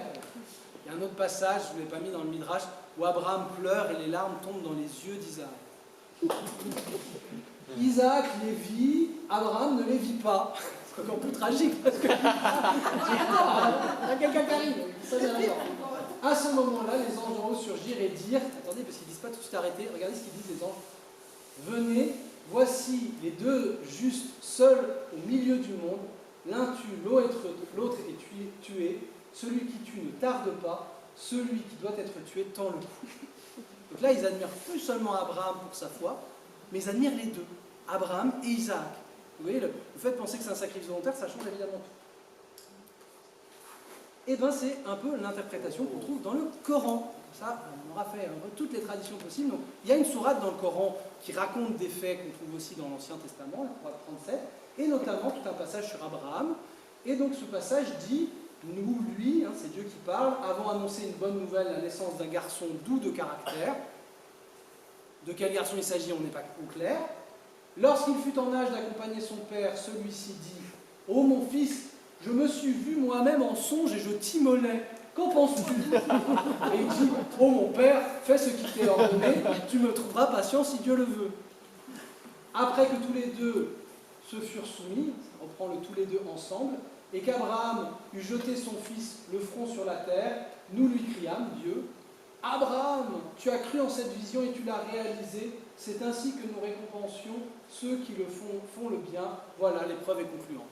Pas besoin d'insulter. Nous avons racheté son fils par un sacrifice solennel, histoire du bélier. Nous avons ainsi perpétué son souvenir dans la postérité, paix sur Abraham. C'est ainsi que nous récompenserons ceux qui font le bien. Il était au nombre de nos serviteurs croyants. Nous lui avons annoncé une bonne nouvelle, la naissance d'Isaac, un prophète parmi les justes. Nous avons béni Abraham et Isaac. Donc il paraît clair que là, il précise que le fils dont il s'agit, le doux de caractère, c'est Isaac. Et des interprétations musulmanes anciennes le disent aussi. Mais actuellement, ce n'est pas l'interprétation majoritaire en islam. Des interprétations depuis le milieu du Moyen-Âge ont plutôt été dans le sens de dire c'est Ismaël. Je vous ai pas mis, mais toujours dans le Midrash, Abraham demande, quand Dieu lui demande sacrifie ton fils bien-aimé, il dit mais lequel? J'en ai deux. Et oui, lequel est le fils bien-aimé? Le fils aîné ou qui vient de chasser ou le fils, etc. Ce qui va avec l'interprétation psychologique. Alors du coup ici ce qui est intéressant c'est que pour eux, ils disent, dans la sourate il y a deux fois l'annonce d'une naissance, donc cette nouvelle interprétation qui aujourd'hui est l'interprétation classique en islam, hein, on trouve des interprétations contraires avant, aujourd'hui tous les musulmans que vous rencontrez vous diront que c'est Ismaël, ils vous disent, il a annoncé la naissance d'Isaac après, donc ça veut dire qu'Isaac n'était pas né, et que le garçon doux de caractère c'est Ismaël. Ouais. Voilà. Et c'est comme ça qu'il l'interprète. Et donc du coup, Ismaël est cet enfant volontaire qui veut bien être sacrifié. Mais donc on est toujours dans l'idée qu'il est volontaire, même si là il y a du coup débat sur qui est-ce qu'il s'agit. Voilà. Alors on arrive à la dernière stratégie, vous l'avez entendu, vous la connaissez, hein, c'est évidemment la préfiguration du Christ. On ne va pas faire durer le suspense, on va prendre le plus beau passage de la Bible qui parle de ça, qui donne une interprétation qui pour moi est la plus belle, je trouve. Grâce à la foi, quand il fut soumis à l'épreuve, dit l'auteur de la lettre aux Hébreux, Abraham offrit Isaac en sacrifice, et il offrait le fils unique, nous il en a un autre, mais le fils unique, alors qu'il avait reçu les promesses et entendu cette parole, c'est par Isaac qu'une descendance portera ton nom. Vous vous souvenez, comme dans les interprétations juives, comment ça peut être par lui que ma descendance porte mon nom si je le sacrifie? Réponse de l'auteur de la lettre aux Hébreux, c'est la première fois qu'on l'entend aussi clairement. Il pensait en effet que Dieu est même capable de ressusciter les morts. C'est pourquoi son fils lui fut rendu. Donc, s'il est prêt à sacrifier Isaac, lui qui est croyant et qui croit que la promesse de Dieu va se faire par Isaac, ça veut forcément dire qu'Isaac va ressusciter. Alors il ressuscite d'une certaine manière puisqu'il ne meurt pas, mais du coup, l'auteur précise, il y avait là une préfiguration, hein, l'histoire d'un fils qui a été sacrifié et qui est ressuscité. Voilà, évidemment, ça rappelle franchement Jésus. Dans l'évangile de Jean, par exemple, il y a ce beau passage dans la discussion entre Jésus et Nicodème où Jésus dit « Dieu a tellement aimé le monde qu'il a donné son Fils unique afin que quiconque croit en lui ne se perde pas mais qu'il obtienne la vie éternelle. » Et là, cette formule est un peu... il n'y a que là qu'on la trouve, Fils unique. Et dans l'Ancien Testament, il n'y a qu'un seul moment où on dit ton Fils unique, celui que tu aimes, c'est le sacrifice d'Abraham. Donc il y a probablement un écho. Alors évidemment, les auteurs chrétiens vont se précipiter, hein. Donc je garde le plus ancien pour la fin, mais on peut regarder Origène, je vous ai parlé d'Origène la dernière fois, géant, premier vrai exégète chrétien, donc il y a une mémoire un peu cabossée par le fait que la doctrine a précisé des choses où il n'était pas très au clair, mais on lui a fait tout un procès anachronique, lui-même il était un explorateur de la foi, et il a laissé une œuvre formidable qui a beaucoup alimenté l'intelligence de la foi chrétienne. Et donc lui, il dit, ce fut à propos d'Isaac que la foi en la résurrection se manifesta pour la première fois. Ah oui, dans l'Ancien Testament, on parle peu de la résurrection des morts. Pour lui, Abraham, c'est déjà une foi en la résurrection. Évidemment, il le relie avec l'interprétation de l'auteur de la lettre aux Hébreux, il est chrétien à l'origine. Abraham savait qu'il figurait d'avance l'image de la vérité à venir. Il savait que le Christ naîtrait de sa descendance pour être offert en victime et ressusciter le troisième jour pour le salut du monde entier. Ah ouais, donc lui il va quand même plus loin. C'est pas seulement qu'il croyait que son fils ressusciterait, mais qu'il savait que ça serait une préfiguration du Christ. Il est fou, Origène. Non, c'est aussi un passage de l'évangile de Jean. Jésus dit lui-même dans un débat avec les pharisiens, Abraham a vu mon jour et il s'est réjoui. Et quand est-ce qu'il a vu mon jour? Au moment de sacrifier son fils. Fascinant. Isaac porte lui-même le poids de l'Holocauste. On peut commencer à jouer au jeu alors. Quels sont tous les éléments de préfiguration? Alors, Isaac portait lui-même le bois, c'est vrai, oui, on a porté, comme le Christ, il portait lui-même sa croix. Alors, dans l'évangile de Jean, il le porte lui-même. Dans les autres évangiles, il y a Simon Tyrène qui vient l'aider, mais dans l'évangile de Jean, on insiste de nouveau bien sur « et prenant sa croix ». Et 3 jours, c'est le temps qu'il aura fallu pour arriver au Mont Moria. Ouais. Le Mont Moria, qui est le Jérusalem, là où Jésus va mourir et ressusciter. Donc voilà, plein de choses. Et même Dieu est vu. Bon, prologue de Jean là aussi, qui nous a fait voir le Père. Voilà. Mais le Christ est à la fois victime et prêtre. Donc il fait toute une réflexion sur victime et prêtre. Quelle est la suite? Isaac, dit l'Écriture, interroge son père. Mon père, à ce moment, la voix du fils est celle de la tentation. Imaginez à quel point cette voix de fils va être immolée, bouleverse les entrailles paternelles. C'est bon, au IIIe siècle, on met déjà ses enfants. Aussi, malgré la rigueur de sa foi, Abraham répond à son tour par une parole affective. Eh bien, mon fils, Isaac reprit, voilà le feu et les bois, mais où est l'agneau pour l'Holocauste? Abraham répondit, Dieu saura bien trouver l'agneau pour l'Holocauste, mon fils. Je suis frappé par cette réponse d'Abraham, à la fois exacte et prudente. Je ne sais ce qu'il voyait en esprit. Alors, Diane est toujours subtil, et d'une actualité saisissante. Il dit bien, tout à l'heure il a dit, il croyait que c'est une préfiguration, mais là il dit, je ne sais pas à quel point il avait compris déjà, mais il avait compris visiblement. En effet, il ne s'agit pas du présent, mais de l'avenir quand il dit, Dieu saura bien trouver l'agneau. À son fils qu'il interroge sur le présent, il répond en disant l'avenir, c'est que le Seigneur lui-même devait trouver l'agneau dans la personne du Christ. Impressionnant. Jean Chrysostome fait un peu la même chose, qui dit aussi qu'Abraham était prophète, toujours cette idée qu'il a une telle foi qu'en fait il voit déjà le Christ. Il dit aux serviteurs, au moment de monter sur la montagne, attendez ici, moi et l'enfant nous irons jusque là-bas, et après avoir adoré, nous reviendrons vers vous. Donc il avait dit qu'il reviendrait avec son fils. Sachant que son sacrifice était nouveau et inouï, il le cachait aux serviteurs. Il ignorait que par ses paroles se réaliserait en vérité ce qu'il prophétisait, mais sans le savoir. Dieu pourvoira lui-même à la brebis mon fils. Cette fois encore, Abraham prophétisait sans savoir. Maintenant, reçois ton fils racheté par ton obéissance, et vont s'accomplir tes paroles. Après avoir adoré, nous reviendrons. Dieu pourvoira à la victime. Or, tout cela était figure de la croix. Comment l'a-t-il vu si longtemps à l'avance? En figure, en ombre. Car de même qu'un bélier fut immolé pour Isaac, ainsi l'agneau spirituel fut immolé pour le monde. Il fallait que la vérité fût unique, d'avance écrite et signée et signifiée par l'ombre. Voici donc, d'une part et d'autre un fils unique, d'une part et d'autre un bien-aimé. L'un est offert en holocauste par son père, l'autre est livré par son père. Il n'a pas épargné son propre fils, il l'a livré pour nous, dit la lettre aux Romains. Et un troisième géant, à peu près contemporain de Chrysostome, c'est évidemment Augustin, qui dans la Cité de Dieu fait tout un développement sur ce passage. Ce saint patriarche, fortifié par la foi dans la promesse qu'il aurait sa descendance dans Isaac, et persuadé qu'elle devait être accomplie par celui que Dieu lui commandait d'égorger, ne douta point que Dieu pût lui rendre celui qui lui avait donné contre toute espérance. Là, il rappelle que c'était un miracle qu'il ait Isaac. Donc, s'il peut faire un miracle pour qu'il ait un enfant, il peut bien faire un miracle pour lui redonner après l'avoir immolé. Ainsi l'entend et s'explique l'auteur de la lettre aux Hébreux. Il nous cite tout le passage de la lettre aux Hébreux que l'on connaît. Et l'apôtre ajoute, voilà pourquoi Dieu l'a proposé en figure. C'est la fin de la lettre aux Hébreux qu'on a vu tout à l'heure.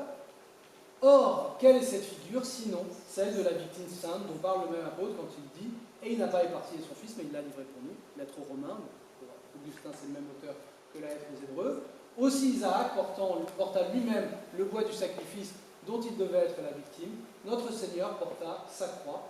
Enfin, puisque Dieu a empêché Abraham de mettre la main sur Isaac qui n'était pas destiné à mourir, que veut dire ce bélier, dont le sang symbolique accomplit le sacrifice, et qui était retenu par les cornes aux épines d'un buisson? Que représentait-il si ce n'est le Christ couronné d'épines par le Juif avant d'être immolé? Même le bélier avec la tête dans les épines, c'est Jésus avec sa couronne d'épines. Voilà. Là, je finis par la dernière interprétation, après je vous montre quelques images, mais celle que je trouve la plus impressionnante. C'est la plus ancienne qu'on ait, quasiment en régime chrétien. Irénée de Lyon, 2e siècle, c'est très ancien. C'est un des premiers auteurs chrétiens à réfléchir sur la Bible. Avant ça, on a des auteurs chrétiens qui écrivent comme Paul des lettres et qui essayent d'expliquer la foi en Jésus. Et lui, il réfléchit sur la parole de Dieu, Nouveau et Ancien Testament. C'est à juste titre, enfin, que nous, qui avons la même foi qu'Abraham, prenant notre croix comme Isaac prit le bois, nous suivons le Verbe.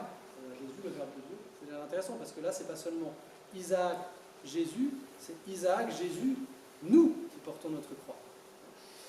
Car en Abraham, l'homme avait pris par avance et s'était accoutumé à suivre le Verbe de Dieu. C'est la grande idée d'Irénée, c'est que l'Ancien Testament, c'est l'homme qui s'habituait à Dieu et Dieu qui s'habituait à habiter dans l'homme. C'est assez magnifique comme idée.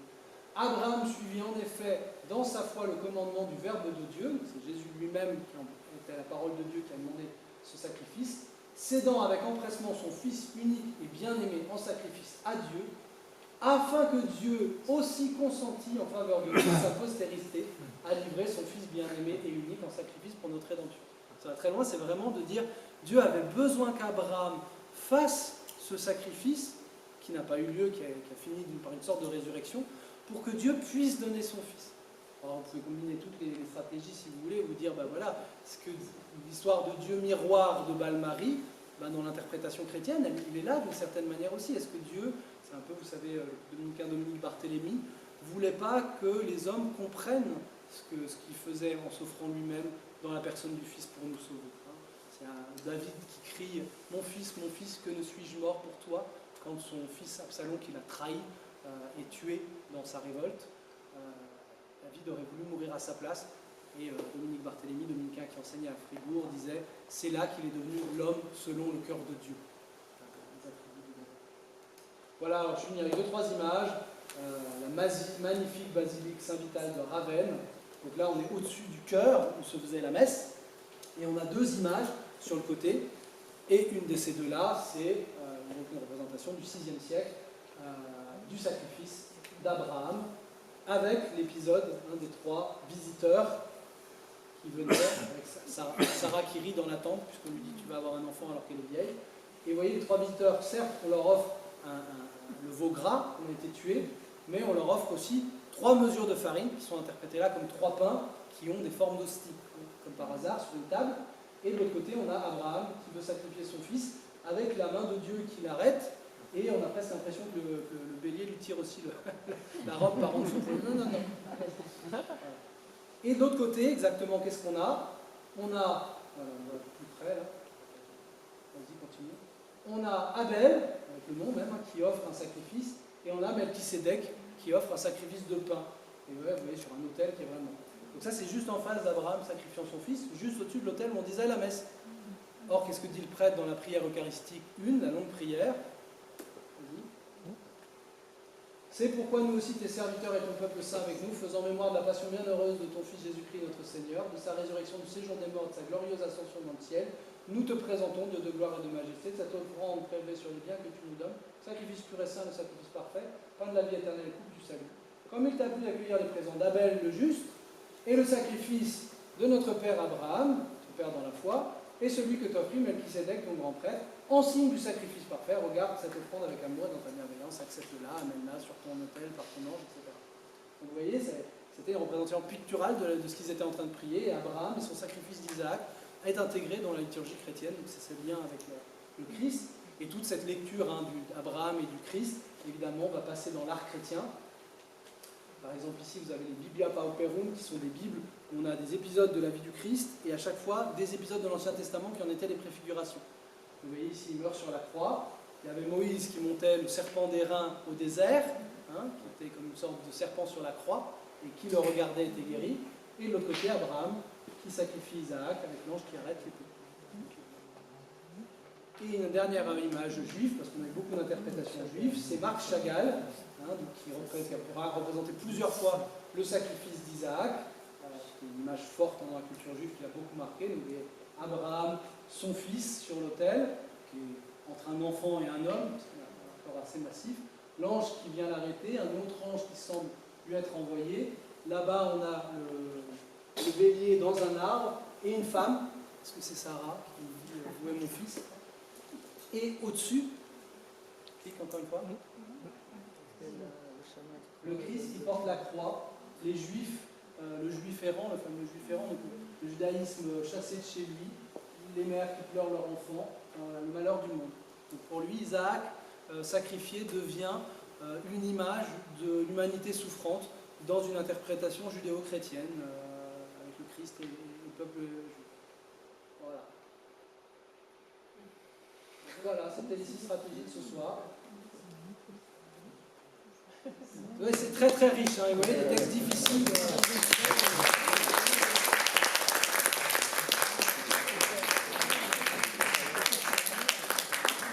On va prendre quelques questions, même si je pense qu'il doit déjà être tard et que vous vous libérez aussi. Alors pourquoi tu n'as pas retenu la main de Jephthé? Ah oui, c'est la grande question. Ouais. Ben, j'imagine que dans l'interprétation que je proposais, remonte les slides. Dans l'interprétation contre les sacrifices humains, justement Jephthé est un peu l'exemple de tous ces hommes qui ont cru bien faire en offrant des sacrifices à Dieu et qui ont mal fait. Et on veut plutôt insister sur l'héroïsme de cette fille qui d'une certaine manière va pleurer sa virginité comme si elle se préparait à une noce, un truc de consécration à Dieu, etc. Avec l'idée du petit Samuel consacré au temple. Je pense qu'il y a tous ces trucs-là derrière, mais avec plutôt une connotation, Jephthé c'est un idiot d'avoir fait ce vœu, quoi. Donc, du coup, voilà.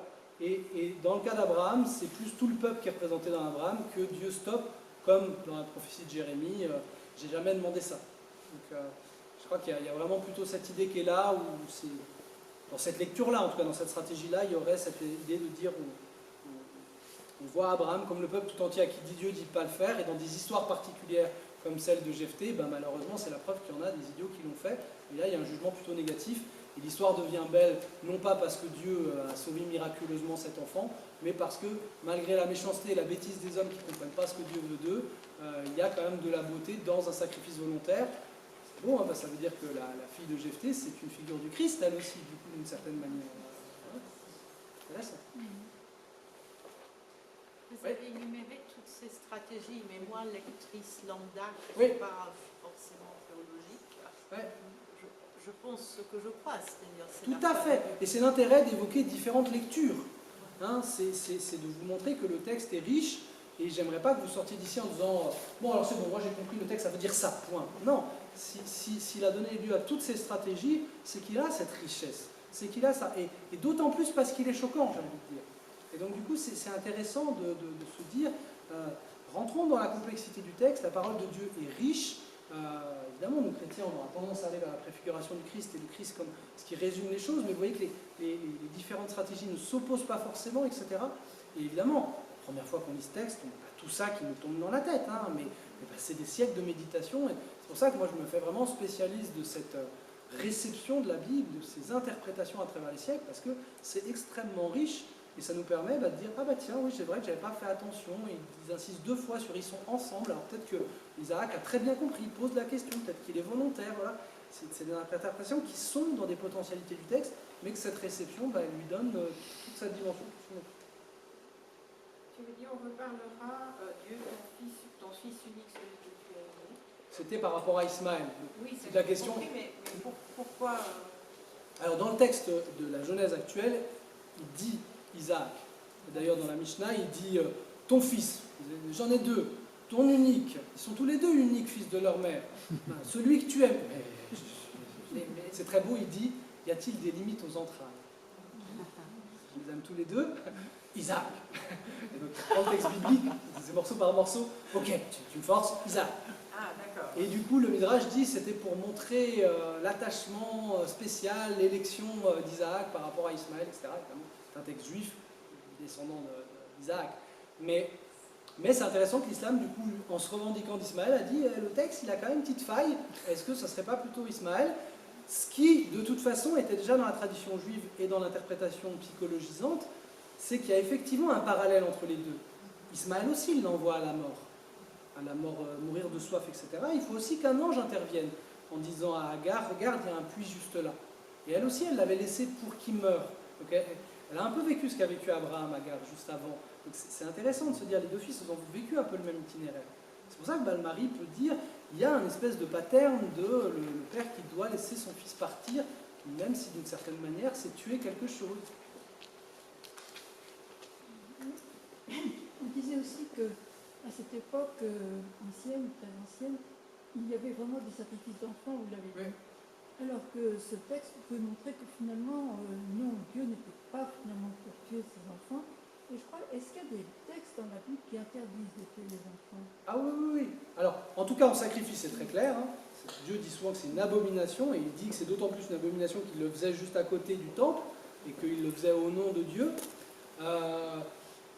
Tuer les enfants, en général, je ne vois pas de moment. Hein. On a vous savez, un texte chrétien très ancien qui dit les chrétiens sont comme tout le monde, les de Radio Gnet sont comme tout le monde, ils n'ont pas de coutumes particulières, ils se trouvent dans toutes les cités du monde. Et il y a 2 choses qu'ils font et qui sont bizarres, c'est qu'ils partagent la même table mais pas le même lit, sous-entendu, voilà, ce qui se fait chez les païens, et qui ne tuent pas leurs enfants. Alors c'est connu hein, que dans la civilisation notamment romaine, quand un enfant était trop faible, on pouvait l'exposer, c'est-à-dire l'abandonner au mur de la ville. Là aussi, je pense que, c'est toujours faut faire gaffe, hein, les mœurs païennes ont parfois été noircies par des traditions, juives d'abord et puis chrétiennes après, pour dire regardez comme ils étaient méchants, regardez comme nous on est bons.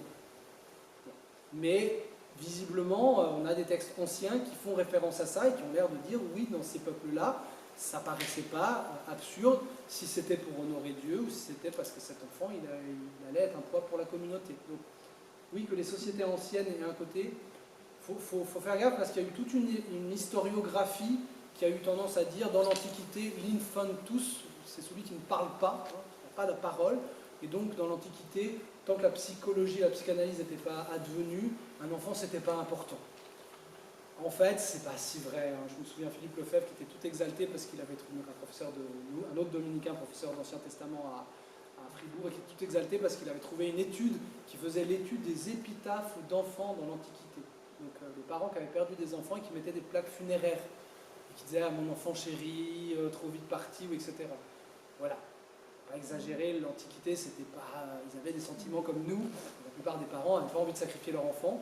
Mais peut-être qu'effectivement, dans des conditions très extrêmes, de mise à mal de la communauté, du bien communautaire, ou d'élan religieux, politico-militaire, de famine, etc., il y a eu ce genre de pratique qui était faite, et on voit dans la Bible, notamment à travers cette interprétation du sacrifice d'Abraham, Dieu de la Bible dit non.